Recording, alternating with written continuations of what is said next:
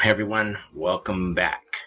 In this session, we are going to look at the self as an instrument. I'm going to go through a few exercises to look at how you are recognizing and using yourself in that supervision section when you're coaching or supervising other coaches. So I'll go ahead and put in your email so we can send you your notes. And again, although the email is strictly confidential, other people will see your name, so just use an alias if you'd like. And again, this all comes from Eve Turner and Stephen Palmer, their book on the Heart of Coaching Supervision. Love this book. Get this book, and you can get the whole mishmash. But Eve Turner's book is just a gem that really made it great for me in my supervision and for teaching coaching supervision. So in this session, we're going to look at coaching support roles, mutual trust, authentic relationships, and applying the self as an instrument. So looking at that self as an instrument, think of you're cultivating yourself, okay? And it's very important as you are the tool. Okay? And the idea of use of self is quite old, and we've got historically use of self within this work, like Alexander technique, back in 1932. So what do we mean? Let's jump into it. Kind of self-cultivation is what we're doing. And what we're doing is we start with, before we even meet your supervisee, to prepare ourselves for an instrument so we are more grounded, centered, and we have some role practices that we are going to go through. The first is the sensation. So this is a semantic practice. When we talk about word, we use words to draw out those sensations. So for a moment, let's jump into the first one. Turn your attention towards your physical sensations. Okay? These are present in your body. Your shoulders, your teeth clenched. Is your breath high and shallow? Okay? Or you're holding your diaphragm. Is your stomach in a knot? Then be conscious of your shape. Okay? What occurred for you as you tuned in to your sensations? Now explore more relaxation, becoming more relaxed. Let your shoulders relax, dropping them. Breathe from your abdomen. Soften the jaw. Bring your attention to the life of the body and its wisdom. Shifting the shape of the moment, it allows you to be and feel more spacious. Be available to your supervisees. Okay? That's the sensation. Now let's check the role, or trust role. Again, think of a time when you felt trust. You immediately felt trust with someone. What did you see in your body? And what emotion did you say you felt? And what was your response that popped up? Think about that person you trust. And you really trust them immediately.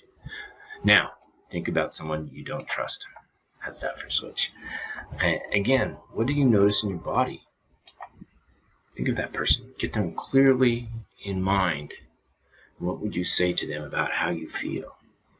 Or what do you say to yourself when you look in a mirror thinking about that person? And the key here, though, is notice your different sensations. Right? And when you move from trust to lack of trust, what happened? Okay? That's the key. And where do you hold that trust in your body? The next exercise is centering. And we have 3 parts to this. First, centering, just standing,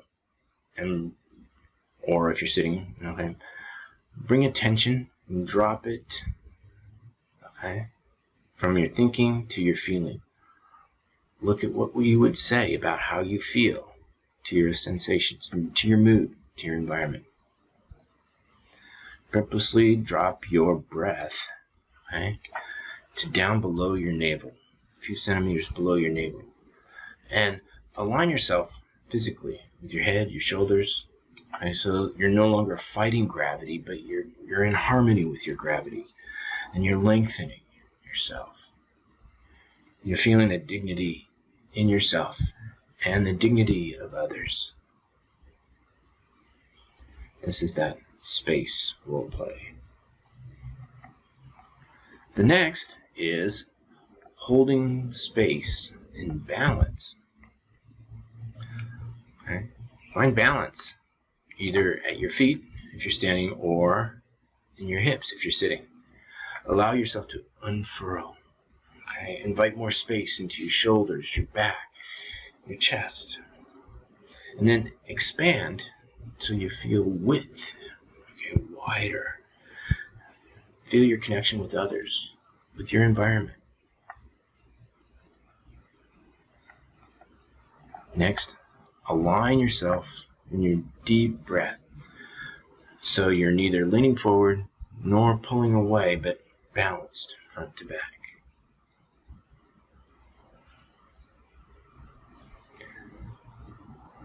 Next, let's look at that awareness. And all three of these can be used together, and they work really well together. Going to awareness. Aware of what is at your back, your experience, your history. Bring forward your awareness to the present, to the space in front of you, to your future. Past is history. The future is a mystery. And that's why we have so much that we can do and by using our imagination. But remind yourself how you feel, okay? What you care about. As you look in a mirror, what do you say to yourself about how you feel? What's important to you? Let that inform your nervous system and shape yourself, the instrument that you are. Okay? That's the end of these role exercises. Now we have a couple questions for you to help bring in the experience so that you can hold that experience and yet use it and find the value in it. Okay? So we have a couple questions. One, if you have a partner to share these with, wonderful. Whether online, on a Zoom, or face-to-face. But if you don't, then what you want to do is find a mirror, say these to yourself in the mirror so you can hear them. And say them out loud so you can hear them. And then write them down. Okay? Because you want to hear how you feel and write down so you can remember that for later. But here's the questions. Here are the questions. What did you find pleasurable about these exercises? What do you find difficult about these exercises? And what insights did you gain about yourself? And what do you want to do with this information? Again, each one of these exercises, you want to pause slightly between the exercises. And here are the answers that you can write down. And again, as soon as you submit, we'll send you an email. And you'll get them. Actually, Google sends you the email. All right. And then, so what can you use this? What can you do with this information to improve your coaching and supervision? Okay. What roles that we practice really connected with you? Was it centering? Was it just breathing? Okay. Was it trust? All right. What roles do you want to build your skills further? And if you committed to how will you commit, first of all, to daily practice? What would be the benefit of doing that if you every day met yourself and got centered? Okay? Then the last two questions, as usual. Okay, well, what have you found valuable from this session? And what are you going to learn more after this session? Okay, so let me do a quick review. What we did was we went through several practices. A semantic practice, then trust, then space with centering, balance, and awareness. And these are all to get you centered for your supervision and also for your coaching. They're very powerful at doing that. So thanks a lot for watching, and the next video we're going to look at diversity and differences in cultures and styles. So come back and stay with us. We'll see you in the next one. Bye now.